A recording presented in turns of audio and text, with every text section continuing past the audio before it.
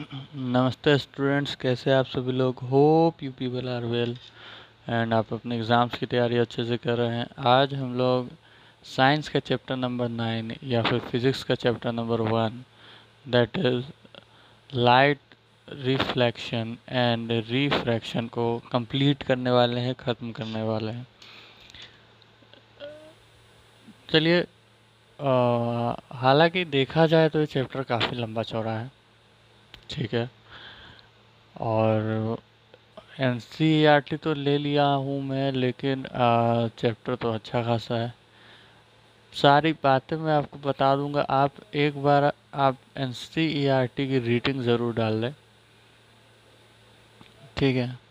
ये तो इंट्रोडक्शन है, इसमें तो कुछ खास आपको दिया नहीं है।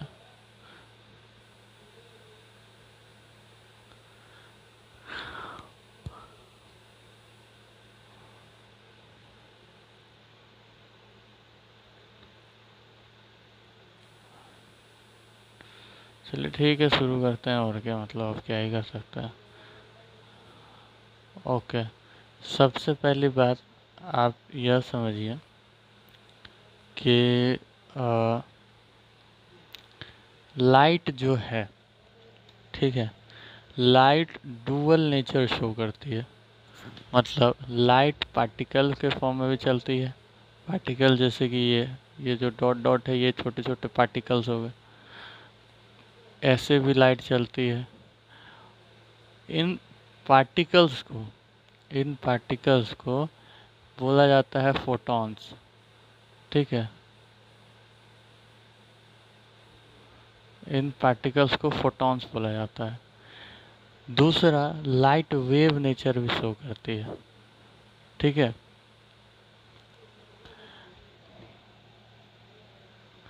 और इस पूरे पैराग्राफ में आपको यही कुछ बातें बताई गई है कि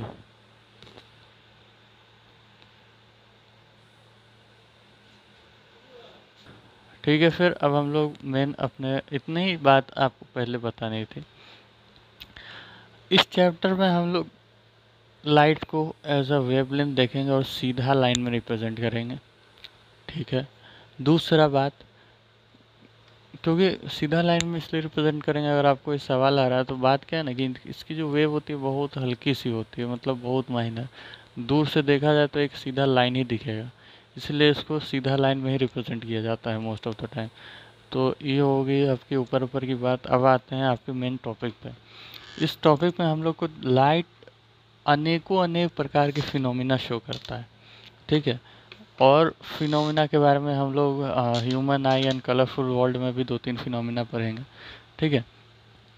इस चैप्टर में आपको 2 फिनोमिना के बारे में मेजर पढ़ना है। एक है रिफ्लेक्शन ऑफ लाइट और एक है refraction of light. Reflection of light क्या होता है, सो समझ लीजिए आप।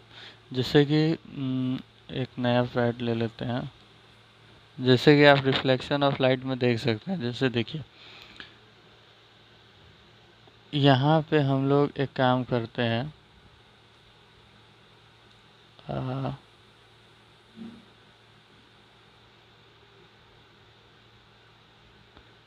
एक सेकेंड।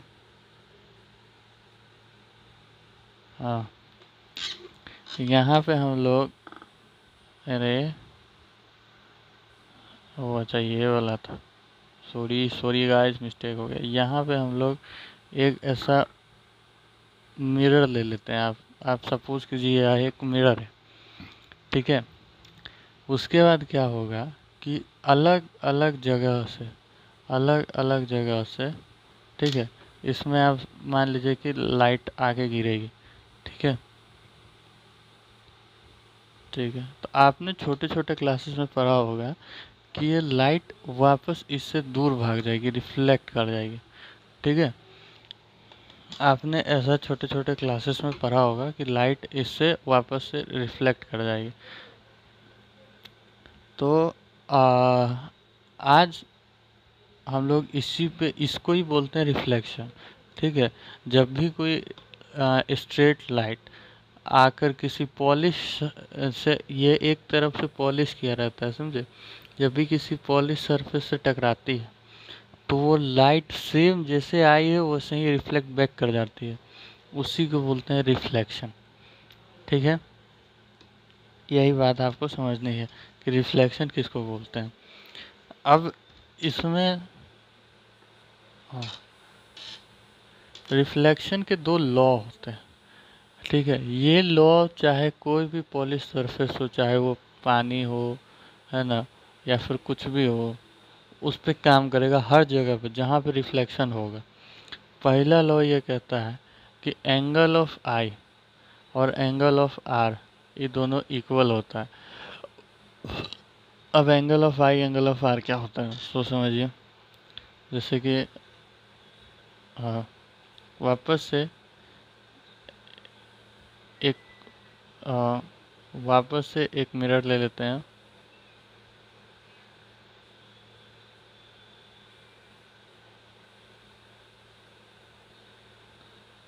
ठीक है, अब उसके बाद मान लीजिए ये लाइट ऐसे आके गिरी। ठीक है, और होगा क्या कि यहाँ पे आप सीधा सीधा इस जगह पे एक लाइन खींचिएगा। ये लाइन ध्यान रखिएगा स्केल से खींचिएगा, सीधी होनी चाहिए। उसके बाद जो यह एंगल है ये वाला इतना दूर का, इसको बोलते हैं एंगल ऑफ आई, मतलब एंगल ऑफ इंसिडेंट, और इसको बोलते हैं आई आर, मतलब इंसिडेंट रे। अब उसके बाद क्या सीन है कि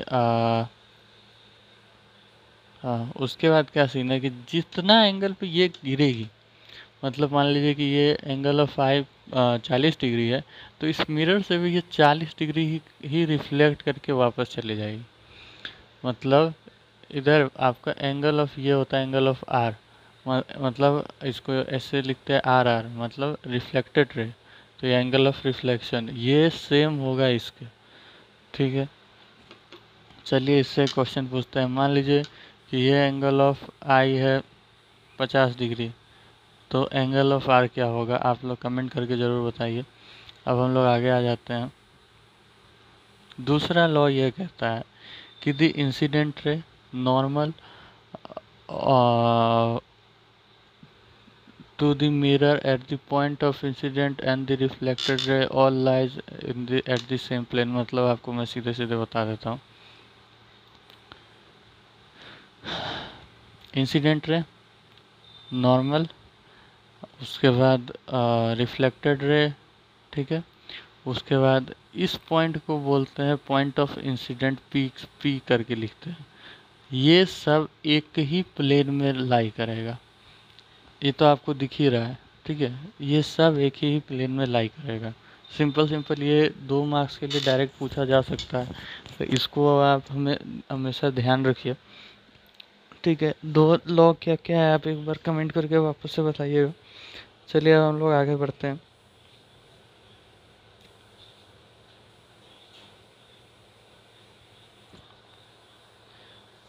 अब आपका हिसाब किताब आ गया है स्फेरिकल मिरर से। अब यहाँ पे आपको स्फेरिकल मिरर के साथ साथ इमेज फॉर्मेशन वगैरह भी जाननी है, तो स्फेरिकल मिरर हम लोग पहले समझते हैं। देखिए, आप सबसे पहले अरे यार एक सेकेंड रुक जाइएगा। आप सबसे पहले एक स्फीयर लीजिए। ठीक है, उसके बाद आपको क्या करना है कि यहाँ से कट लगाना है और यहाँ से कट लगाना है। अरे यहाँ से कट लगाना है। अब आप ठीक से देखेंगे, ठीक से कि वैसे भी देखेंगे तो आपको दिखेगा कि यहाँ पे ये इतना दूर का पार्ट अलग हो गया है और यहाँ ये इतना दूर का पार्ट अलग हो गया है। अब आपको अब आपको क्या करना है कि इस जगह पे इतने दूर के पार्ट को आपको पॉलिश कर देना है। ठीक है, और इस जगह पे इतने दूर के पार्ट को आपको पॉलिश कर देना है। अब आप लोग देखेंगे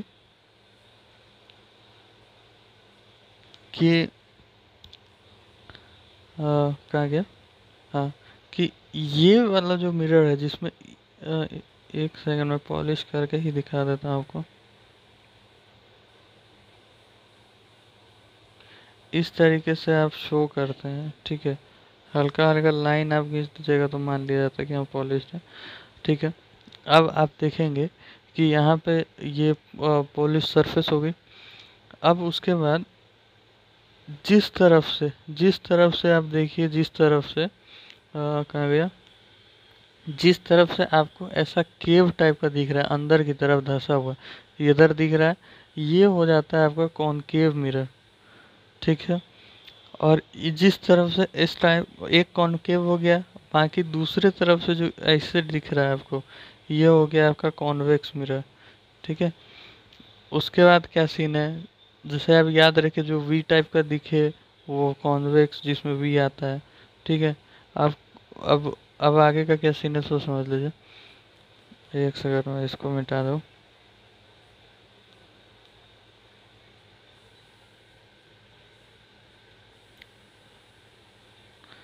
अभी देखिए,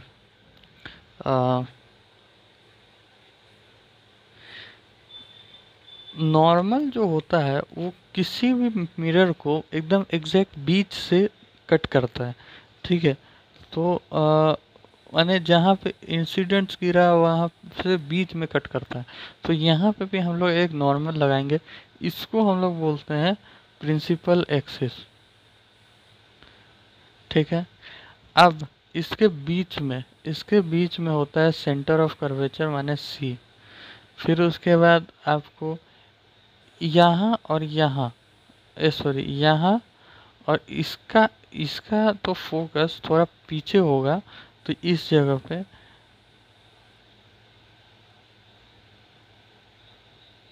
नहीं नहीं मेरा बात सुनिए। होता क्या है, कॉन्वेक्स मिरर जो है ना उसको डाइवर्जिंग मिरर बोला जाता है। डाइवर्जिंग मिरर का फोकस पीछे होता है हमेशा, और कन्वर्जिंग मिरर बोला जाता है कॉन्केव मिरर को, तो इसका फोकस हमेशा आगे होगा। तो यहाँ और यहाँ इस जगह पे आपको यहाँ पे दो फोकस देखने को मिलेंगे, ठीक है। अब इसी को अब आप अलग अलग कर लीजिए, दोनों को अब आप अलग अलग कर लीजिए तो आपको इस टाइप का दिखेगा, ठीक है। ये कॉनकेव है, ये कॉन्वेक्स है, आपको दिख ही रहा होगा। अब आपको क्या करना है, आपको कुछ नहीं करना है, आपको सिंपली यहाँ से बीच से एक सेकंड आपको बीच से एक लाइन लेना है, ठीक है। ये प्रिंसिपल एक्सिस हो जाएगा, ठीक है। उसके बाद उसके बाद सेंटर ऑफ कर्वेचर दोनों का ही क्योंकि एक होगा, तो आप इन दोनों को ऐसे एक गोला समझ के देखिए, ठीक है। तो गोला समझ के देखिएगा तो आपको दिखेगा कि यहाँ कहीं पे इसका सेंटर ऑफ कर्वेचर होना चाहिए और इसका यहाँ कहीं पे सेंटर ऑफ कर्वेचर होना चाहिए। उसके बाद आप फोकस लेके देखिए, तो इसका फोकस यहाँ पे आएगा कहीं पे, ठीक है, और इसका फोकस भी यहाँ पे कहीं पे आएगा, ठीक है। अब उसके बाद ये जिस पॉइंट पे ये कर रहा है, मतलब जिस पॉइंट पे प्रिंसिपल एक्सिस और मिरर कट कर रहा है, इस जगह को बोला जाता है पोल, पी से इसको रिप्रेजेंट किया जाता है, ठीक है। अगला कहानी क्या है, अगला कहानी क्या है वो समझ लीजिए। यहाँ से इस दूर का मतलब फोकस से पोल तक का जो लेंथ होता है उसको बोलते हैं फोकल लेंथ, एफ से स्मॉल एफ से इसको डिनोट करते हैं। और सेम यहाँ पे भी होता है, और एफ इज इक्वल्स टू होता है r/2। r मतलब सेंटर ऑफ कर्वेचर से लेकर पोल तक का दूरी को रेडियस ऑफ कर्वेचर बोला जाता है। इसी का आधा जब करिएगा तो आपका फोकस निकल जाएगा। इसका काम है, इसको याद रखिएगा अभी, ठीक है। वही सारी बात आपको बताई गई है, यहाँ पोल है, पी से रिप्रेजेंट करता है, सब आती है। अब हम लोग आगे आ जाते हैं।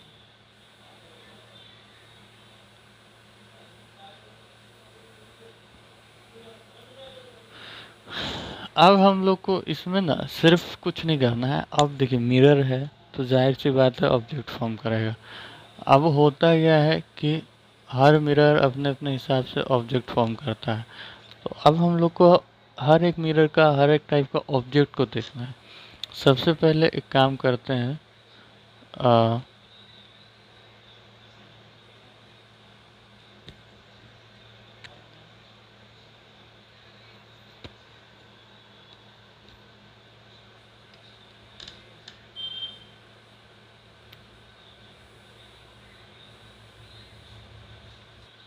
ठीक है, तो हर मिरर अपने अपने हिसाब से एक एक इमेज फॉर्म करेगा। हमें बस अब उन इमेजेस को रीड करना है कि मतलब कौन कहाँ बनता है। हालांकि यहाँ चार्ट दिया गया है, ठीक है, और लेकिन इससे पहले हमें खुद भी बनाना, इसे सीखना होगा। उसके लिए कुछ कुछ रूल्स होते हैं, ठीक है, कुछ कुछ रूल्स होते हैं, हर एक मिरर के अलग अलग रूल होते हैं। तो जैसे कि हर एक रे का एक रूल बनाया गया है। इमेज का तो बाद में बात करेंगे। जैसे एक रे है ना, वो अगर मिरर से टकरा रहा है तो वो क्या करेगा, उसका एक लॉ है, उसका कोई रूल है। तो सबसे पहला लॉ समझिए, जब भी लाइट कॉनकेव में, ये कॉनकेव है ये कॉन्वेक्स है, कॉनकेव में इन्फिनिटी से आएगी, वो मिरर से टकराएगी, ठीक है। और सेम फिर उसके बाद वो क्या करेगी, अगर प्रिंसिपल एक्सिस से पैरेलल आ रही है तो फोकस से चली जाएगी, प्रिंसिपल एक्सिस से पैरेलल आ रही है तो फोकस से चली जाएगी। दूसरा कॉन्वेक्स में आइए, अगर प्रिंसिपल एक्सिस से पैरेलल आ रही है तो देखिए फोकस को रिप्रेजेंट करते हुए डाइवर्ज हो जाएगी, ठीक है, फोकस को रिप्रेजेंट करते हुए डाइवर्ज हो जाएगी। पहला हिसाब किताब ये हो गया। दूसरा लॉ पे आइए, दूसरा लॉ क्या कहता है, दूसरा लॉ ये कहता है कि मान लीजिए फोकस की तरफ आ रही है तो प्रिंसिपल एक्सिस से पैरेलल हो जाएगी कॉनकेव में, और कॉन्वेक्स में अगर फोकस की तरफ आ रही है, ठीक है, तो फोकस का रिप्रेजेंट करते हुए प्रिंसिपल एक्सिस से पैरेलल हो जाएगी, लगभग लगभग सेम है। उसके बाद अगर सेंटर ऑफ कर्वेचर से आ रही है तो सीधा निकल जाएगी, उसमें कोई चेंजेस नहीं होगा, सीधा सीधा निकल जाएगी, ठीक है। अब लास्ट लो, एंगल आई बराबर एंगल आर, दोनों में ये चीज़ होगा, ठीक है। अब इमेज फॉर्मेशन देखते हैं कौन कौन के मिरर का, एक ही करके अच्छे से देखते हैं हम लोग। ऑब्जेक्ट जब इन्फिनिटी पे हो, इसमें आपको इमेज फॉर्मेशन से ज़्यादा नेचर बताना होगा। ऑब्जेक्ट जब इन्फिनिटी पे हो तो सीधा आएगा, ठीक है, मिरर से टकराएगा, और पैरेलल था क्योंकि तो फोकस से निकल जाएगा। सेम कहीं से दूसरा ले आएगा और यहाँ पे फोकस से निकल जाएगा। आप चाहे तो बहुत सारे रे भी दिखा सकते हैं, लेकिन एनसीईआरटी के हिसाब से, सीबीएसई के हिसाब से मिनिमम आपको 2 तो दिखाना पड़ेगा। तो क्यों बिना मतलब का झंझट लेना, 2 ही दिखाइए, बात खत्म करिए, ठीक है। दूसरा दूसरा कॉनकेव में देखिए, object between centre of curvature और सेंटर ऑफ कर्वेचर से पीछे है, beyond centre of curvature object है। पहला लाइट रे पैरेलल जाएगी, ठीक है, टकरा के फोकस से आगे निकल जाएगी, अभी फॉर्मेशन नहीं हुआ इमेज का। फिर दूसरा को आप कहीं से भी गुजार लिए, आपको मन नहीं कर रहा है यहाँ से गुजारने का, तो आप एक काम करिए, आप यहाँ एंगल आई बराबर एंगल आर वाला सीन कर लीजिए, यहाँ से टकराइए फिर यहाँ से ले जाइए, फिर भी आपको देखिए तो यहीं पे बन रही है, तो इमेज अब उल्टी बनेगी। अच्छा, इसका नेचर समझिए, इसका नेचर लिखिए। जब ऑब्जेक्ट इन्फिनिटी पे होगी, नेचर क्या क्या होगा। सबसे पहला डिमिनिस्ड बनेगी, डिमिनिस्ड माने छोटा, हाईली डिमिनिस्ड भी आप लिख सकते हैं। दूसरा, कहाँ बनी है, एट फोकस। तीसरा, ऑब्जेक्ट जब मिरर के इस तरफ हो, मतलब ये मान लेते हैं पॉलिश सरफेस है और उसके इस तरफ हो, तो वो ऑब्जेक्ट बनती है रियल, लेकिन जब उस तरफ हो तो वो बनती है वर्चुअल। तो इस तरफ है तो रियल, ठीक है, रियल। और रियल के साथ ये सीन है कि रियल के साथ हमेशा इन्वर्टेड आता है, इन्वर्टेड का मतलब होता है उल्टा, ठीक है। जैसे यहाँ पे आप देख सकते हैं, सेम कहानी है, डिमिनिस्ड है ना, between C and F, real और इन्वर्टेड, ठीक है। अब आगे आ जाते हैं। अब देखिए, अगर सी पर हो, सेंटर ऑफ कर्वेचर पे, तो सीधा जाएगा, फोकस से पैरेलल हो जाएगा। फिर आप फोकस से निकाल दीजिए और फिर प्रिंसिपल एक्सिस से पैरेलल हो जाएगा। तो यहाँ पे आप देखिए तो सी पर ही एग्जैक्ट आपको इमेज बनते हुए दिखती है। सेम कहानी है, सेम कहानी पे क्या है कि जैसे सेम साइज एट सी और रियल इन्वर्टेड, ठीक है। अब अ, अब ऑब्जेक्ट को आप सी और एफ के बीच में रख लीजिए। यहाँ से एक लाइन पैदल जाएगी, एफ से निकल जाएगी सीधे। फिर उसके बाद एक लाइन को आप डायरेक्ट सी से निकाल दीजिए। तो पहले मिरर से टकराइएगा, फिर सी से निकलेगा। या फिर आप कुछ और भी ले सकते हैं, जैसे एंगल आई बराबर एंगल आर, फिर भी वहीं पे आसपास में आपको टकराने को मिलेगा। इसमें भी सेम कहानी है, लेकिन थोड़ा सा दिक्कत है। यहाँ पे आप लिखिएगा एनलार्ज, मतलब थोड़ा बड़ा, ठीक है। फिर उसके बाद रियल इन्वर्टेड और बियॉन्ड सी, ठीक है। अब आगे आ जाते हैं। अभी आप देखिए, अभी क्या है, इमेज सीधी खड़ी है, एक लाइन गई एफ पे खड़ी है, एफ से पास हो गई, दूसरी गई सी से पास हो गई। ये रियल वर्ल्ड में कभी मिल ही नहीं सकते, ये हमेशा इन्फिनिटी पे मिलेगी। तो इसमें आप क्या लिखेंगे, डिमिनिस्ड, ठीक है। फिर उसके बाद एट इन्फिनिटी, ठीक है। और क्या लिखेंगे आप, रियल इन्वर्टेड, क्योंकि मिरर की इस तरफ ही बनी है ना, इस तरफ बनी है, तो रियल इन्वर्टेड। अब अगला पे आ जाइए, ये स्पेशल केस है, ठीक है, स्पेशल केस है। इसमें क्या होगा कि ऑब्जेक्ट एफ और पी के बीच में होनी चाहिए। ऑब्जेक्ट से एक लाइट जाएगी सी से, और एक लाइट आप कहीं से निकाल दीजिए, लेकिन एफ से नहीं निकाल सकते, यहाँ से जाएगी और एंगल आर, ये कहीं पे भी मीट नहीं करेगी। तो इसको हम लोग वर्चुअली मिलाते हैं। वर्चुअली जब मिलाएंगे तो ये मिरर के पीछे चला जाएगा। तो स्पेशल इसलिए इकलौता केस है जिसमें इमेज वर्चुअल, ठीक है, इन लार्ज और इरेक्ट बनता है। और इमेज कहाँ बनता है, तो बियॉन्ड मिरर, ठीक है। अब यूज ऑफ कॉन्वेक में कॉनकेव मिरर का देख लीजिए। ये आपको लगभग लगभग, जैसे कॉनकेव मिरर में आपको मोस्टली चीज़ आपको देखेगी तो ज़्यादा दूर तक जैसे फैलानी है तो उसके लिए चाहिए। तो जैसे आप टॉर्च में यूज़ करते हैं, सर्च लाइट, ठीक है, एंड व्हीकल हेडलाइट में आप इसको यूज़ करते हैं, ठीक है, ताकि ज़्यादा दूर तक लाइट जाए। अब कॉन्वेक्स मिरर का देख लीजिए, इसमें सिर्फ दो ही केस है, या तो ऑब्जेक्ट इन्फिनिटी पे हो या तो फाइनाइट डिस्टेंस में हो। इन्फिनिटी पे हो तो सारा रे आएगी, डाइवर्ट हो जाएगी, और एफ पे आपको दिखने मिलेगा वर्चुअल। इसमें से एक ही चीज़ इसमें याद रखिए, VED वेद करके, वर्चुअल, इरेक्ट और डिमिनिस्ड, ठीक है। इसमें यही होने जा रहा है।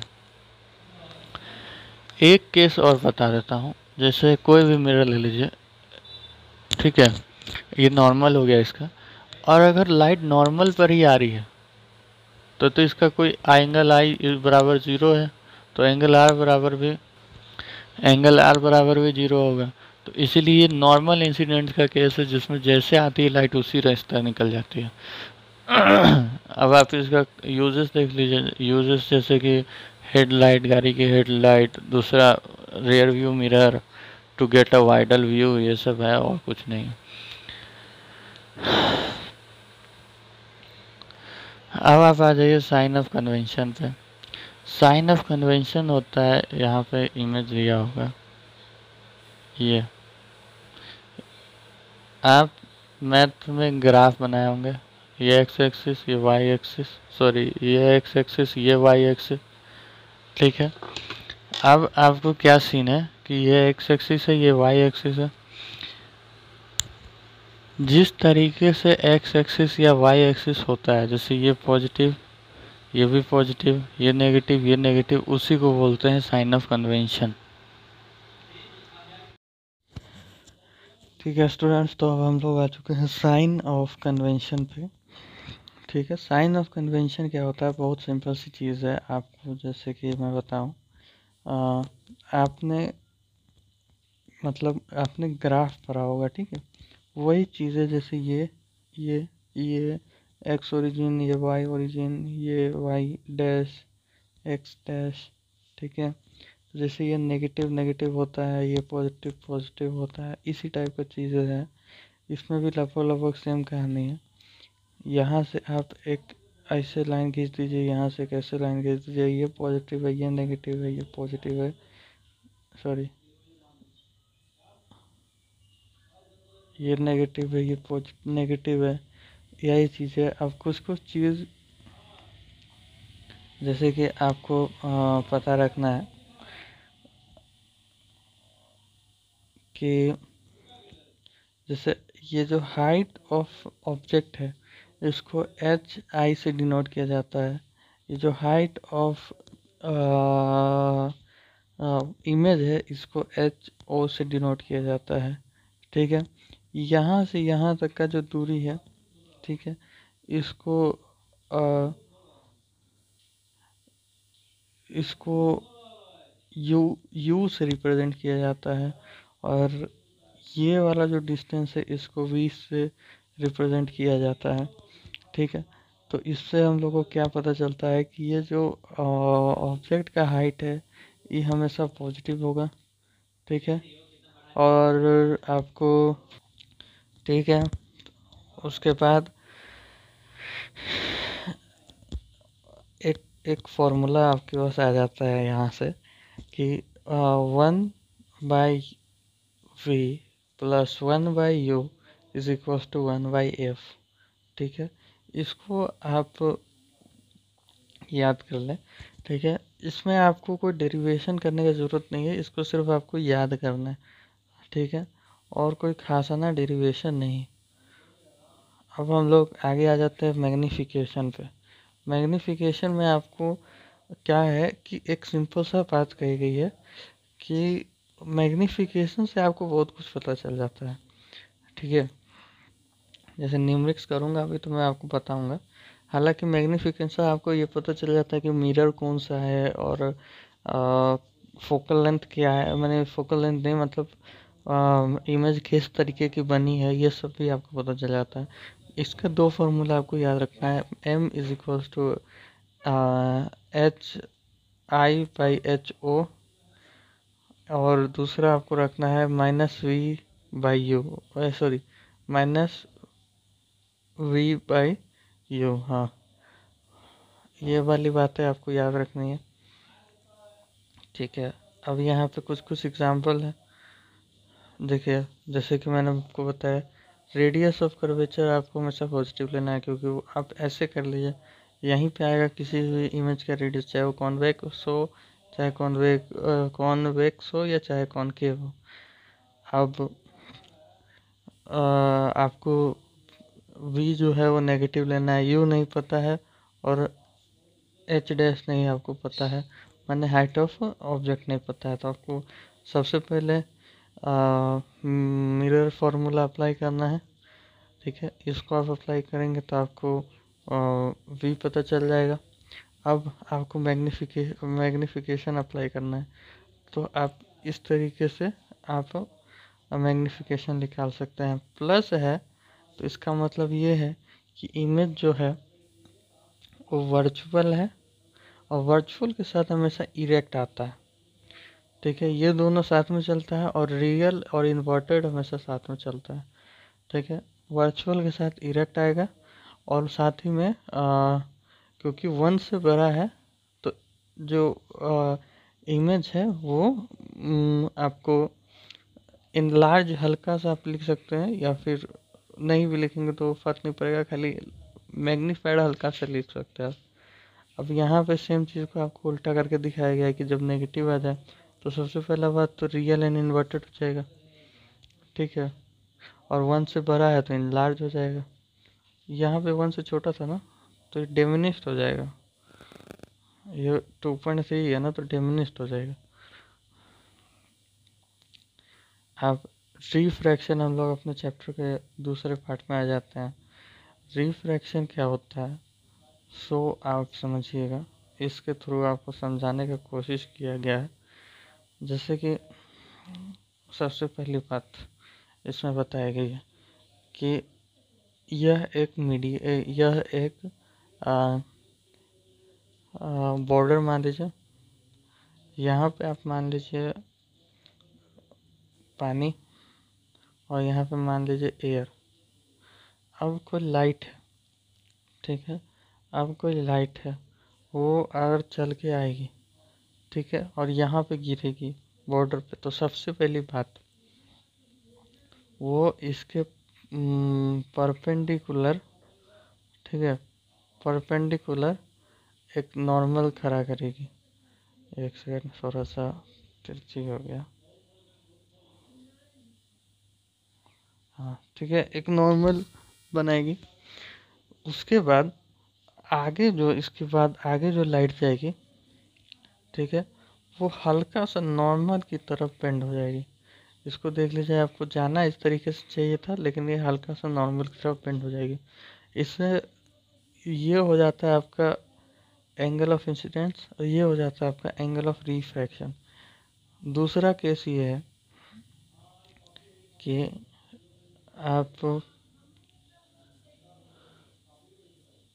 आप यहाँ एक बॉर्डर ले लीजिए, ठीक है। फिर उसके बाद यहाँ से मान लीजिए एक लाइट आएगी। लाइट को दूसरा रंग से दिखा देते हैं, या फिर पहले लिख ले। अब देखिए, यहाँ पे है आपको वाटर, यहाँ पे है आपको एयर, ठीक है। अब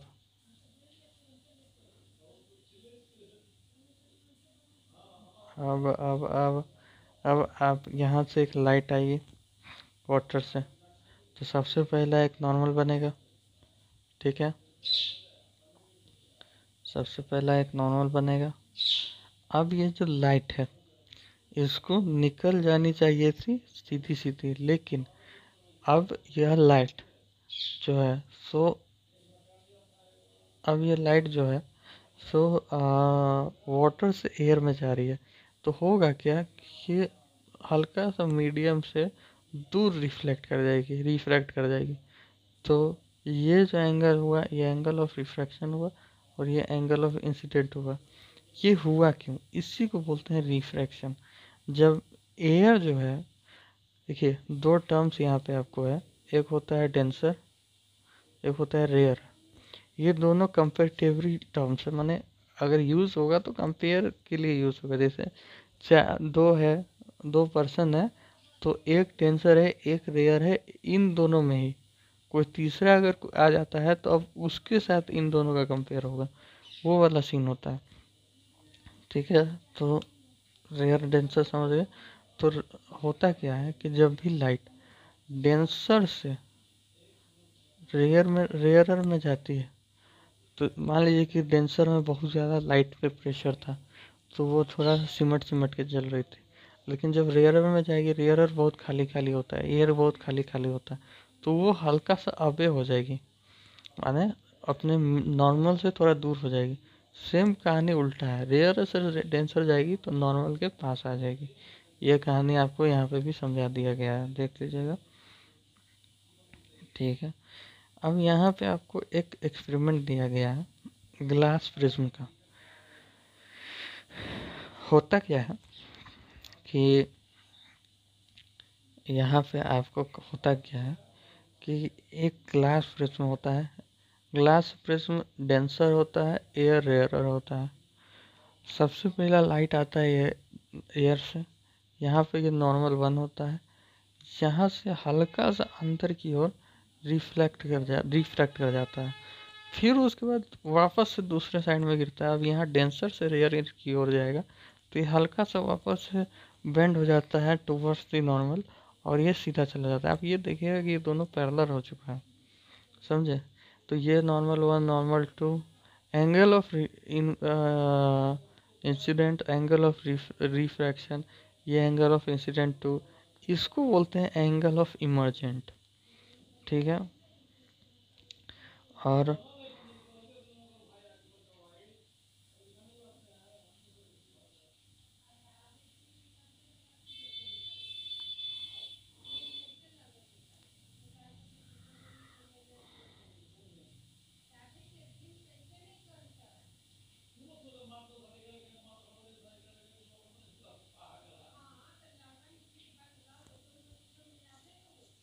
और आपको अभी जैसे कि इतनी बातें हो गई, अब हम लोग आगे चलते हैं, ठीक है।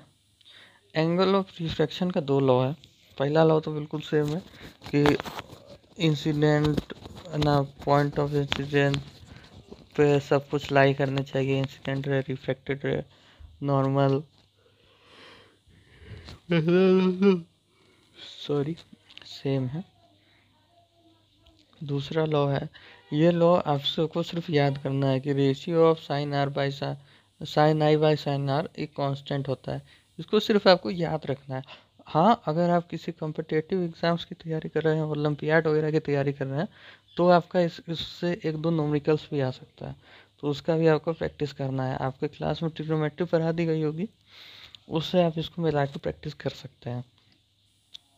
अब रिफ्रैक्शन इंडेक्स क्या होता है? जैसे कि एक मीडियम से दूसरे मीडियम में गई, तो ये इसके मुताबिक कितना डेंसर है, इसका एक इंडेक्स होता है, उसको बोलते हैं रिफ्रैक्टिव इंडेक्स। जब दोनों मीडियम हम लोग को नहीं गिवन हो, तो उसका फॉर्मूला क्या होता है कि मीडियम वन में जो लाइट की स्पीड थी बाय मीडियम टू, माने v1 बाई v2। लेकिन जब हम लोग को एक लाइट की स्पीड गिवन हो, ठीक है, कि एक लाइट एयर है, तो उसमें c बाई वी लेते हैं। c मतलब एयर होता है, और एयर का स्पीड मैंने लाइट का स्पीड होता है एयर में 3 × 10⁻10, सॉरी 3 × 10⁻8 मीटर पर सेकेंड। ठीक है, सीधा समझिए, अगर रिलेटिव निकालने को बोला गया तो आप v1 बाई v2 वाला फॉर्मूला लगाएंगे।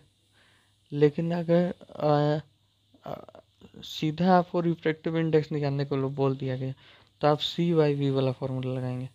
ठीक है, यहाँ पे कुछ कुछ दी हुई है। सबसे डेंसर होता है डायमंड का, सबसे रेयर और होता है वैक्यूम का, लेकिन इसमें एयर लिखा हुआ है। ठीक है, अब हम लोग आगे बढ़ जाते हैं। अब रिफ्रैक्शन थ्रू स्फेरिकल लेंस, ये बहुत इंपॉर्टेंट टॉपिक है इस चैप्टर का। लेंस के बारे में हम लोग को पढ़ना है। हम लोग के पास दो लेंस हैं, एक है कॉन्वेक्स, एक है कॉनकेव। कॉन्वेक्स, देखिए पिछले बार कॉन्वेक्स मिरर जो था वो माने डाइवर्जिंग मिरर था, लेकिन यहाँ पे लेंस कन्वर्जिंग हो जाएगा, और कॉनकेव माने रोल स्विच हो जाएगा। कॉनकेव जो कन्वर्जिंग था, अब यहाँ पे डाइवर्जिंग हो जाएगा। ठीक है, अब होता क्या है कि इसीलिए इसको डाइवर्जिंग लेंस और इसको कन्वर्जिंग लेंस बोला जाता है। ठीक है, सॉरी, इसको कन्वर्जिंग, इसको डाइवर्जिंग लेंस बोला जाता है। अब हम लोग आगे आ जाते हैं।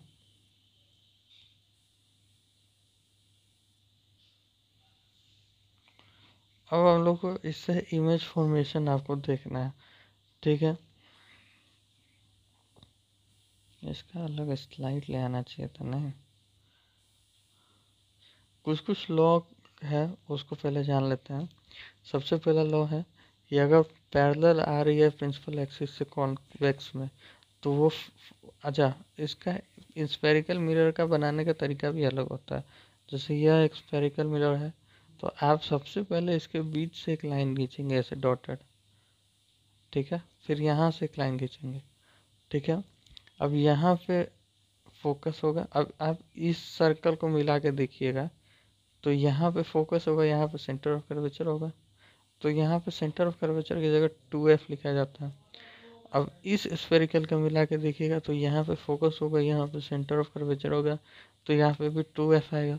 तो इसलिए इसको डैश बोल देते हैं, f डैश 2f डैश। ठीक है, ये वाली बात होती है। सेम कॉन्वेक्स में भी होता है, कॉनकेव में भी होता है। अब हम लोग आगे आ जाते हैं। अब जैसे आप देखिए, अगर पैरेलल जाएगी फोकस 1 से, तो फोकस 2 से टकरा जाएगी। अब अगर फोकस 1 की इसमें भी पैरेलल जाएगी, तो इसी का रिस्पेक्ट करते हुए डाइवर्ज हो जाएगी। ठीक है, अब आगे आ जाते हैं। अगर फोकस से जाएगी तो प्रिंसिपल एक्सिस से पैरेलल हो जाएगी, सेम दोनों में। ठीक है, ओ से जाएगी माने सेंटर ऑफ मैंने पॉइंट से जाएगी, तो उसी की सीधे सीधे निकल जाएगी। अब पहला लो आप आ जाइए कॉन्वेक्स में। अगर राइट लेफ्ट पैरेलल जा रही है, तो F2 पे आके मिल जाएगी, या F डैश पे आके मिल जाएगी। ठीक है, अब अगर लाइट रे आपको 2f और इन्फिनिटी के बीच में, ठीक है, तो उसमें क्या होगा कि एक रे आप निकाल दीजिए तो सीधी, ठीक है, और सीधी से पैरेलल हो जाएगी, 2f में चली जाएगी। एक रे आप निकाल दीजिए ओ से, तो यहाँ पे आपको क्या देखने मिलेगा कि F और 2F के बीच में बन जाएगी, इधर साइड बनी है, ठीक है। तो ये आपको रियल इमेज हो जाएगी। इसमें इधर साइड में वर्चुअल होता है, इधर रियल, इन्वर्टेड और डिमिनिस्ड, ठीक है। अब आगे आ जाते हैं। अब F पे है तो सेम साइज बनेगी, सिर्फ यहाँ पे उल्टी बन जाएगी, ठीक है। अब हम लोग आगे आ जाते हैं।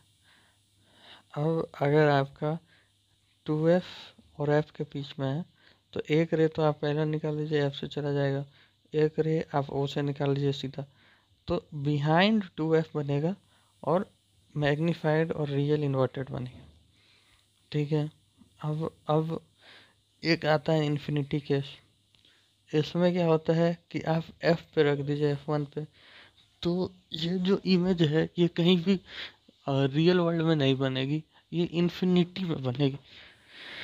लास्ट है और यूनिक केस है, जब आप F1 और O के बीच में रख लीजिएगा तो ये वर्चुअल इमेज फॉर्म करेगा, क्योंकि आपको यहाँ से दिख रहा होगा कि ये कहीं भी जाके मिलने नहीं वाला, इसलिए ये इमेज वर्चुअल बनाएगा।